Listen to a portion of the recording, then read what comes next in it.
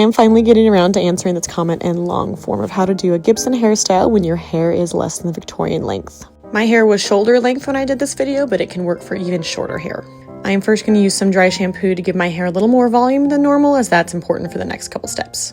Next, I'm adding some soft pomade. This is a historical reproduction blend that I got on Etsy, and it just kind of helps my hair stay in place because I'm going to be wearing this all day for an event. Next, you're going to need your hairpiece. Mine is one I handmade. You can make these by various methods you find online, but it just needs to be big enough for your head. Next, I work to tease my hair to make sure that it has enough volume to cover the hairpiece that I have. If you struggle with thin hair, you can always cover your hairpiece with fake hair so it doesn't show through. Now comes the moment of truth. You are going to be taking your hair and putting it over your hairpiece, taking about 2-inch sections and pushing them up and over and then pinning them behind the hairpiece. And then you're going to repeat this for the entire section around, making sure that it is covering and you cannot see the hairpiece that is below.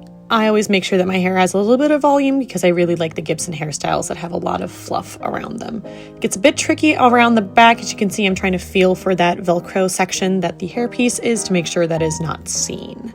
Next, you're going to take a handful of pins and make sure any bits of hair that is left from that first step is pinned up in a way they are going to get covered in a later step. So you're just going to make sure those are pinned down and not becoming little Muppet flyaways when you're doing this. Now this last step for the front, making sure you have enough volume and as everything is covered and seen, as you can see I use a comb and just make sure everything looks the way I want it to. Now this next step is not necessary, but it is for me today because of the event that I'm going to. I'm using some hairspray to keep everything in place. However, on days when I don't need hairspray, I will use this hard wax pomade to keep everything in place. However, I need this stuff to stay where it needs to be for today. Now a bit of a tea break before the final step, which is adding the fake bun. I just take this bun, plop it on the top of my head and pin it into place and generally call it a day.